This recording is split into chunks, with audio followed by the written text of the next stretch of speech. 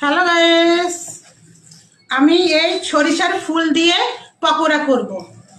কিভাবে বানাই আপনারা দেখতে থাকুন। এই যে সরিষার ফুল, সরিষার একদম ক্রিস্পি আর মুসমুসে। এই যে আমি সস দিয়ে পরিবেশন করব।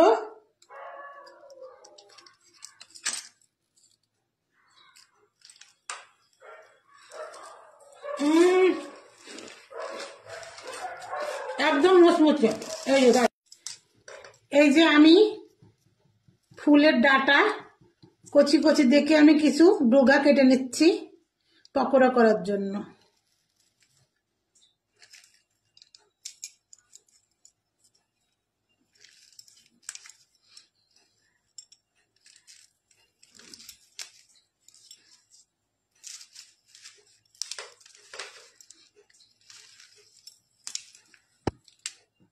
এই যে আমি ডগা কেটে নিলাম।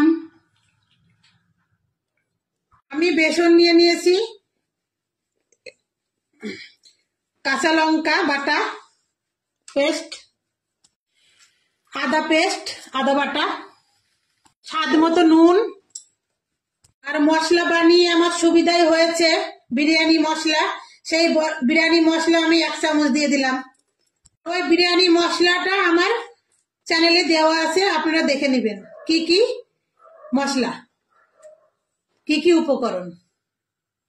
এই বিরিয়ানিটা মশলাটা বানানো আমার চ্যানেলে দেওয়া আছে, আপনারা আমার চ্যানেলটাকে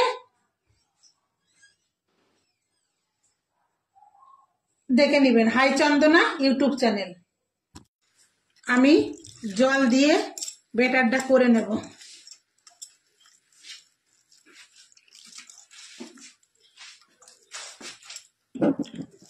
আমি হাত দিয়ে এটা ব্যাটারটা করে নেব।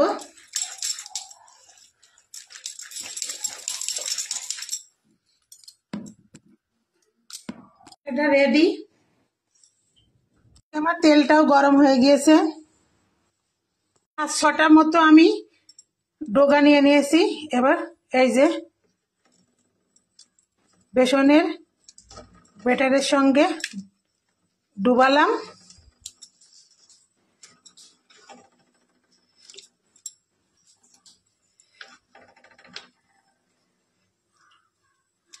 এই ছেড়ে দিলাম, উল্টিয়ে দেব।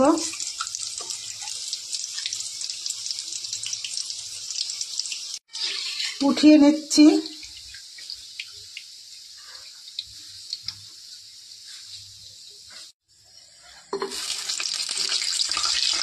হ্যালো গাইস, আমি ওইভাবে আবার ব্যাটারের মধ্যে ডুবিয়ে এই যে ছেড়ে দিলাম। হয়ে গিয়েছে, এটাও আমি উঠিয়ে নিচ্ছি।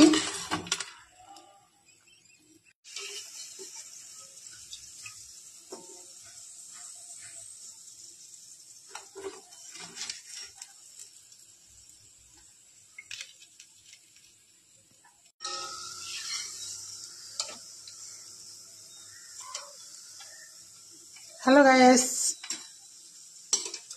আমার সরিষার ফুলের পকোড়া একদম পরিবেশনের জন্য রেডি। হ্যালো গাইস, আমার সরিষার ফুলের পকোড়াটা একদম রেডি পরিবেশনের জন্য।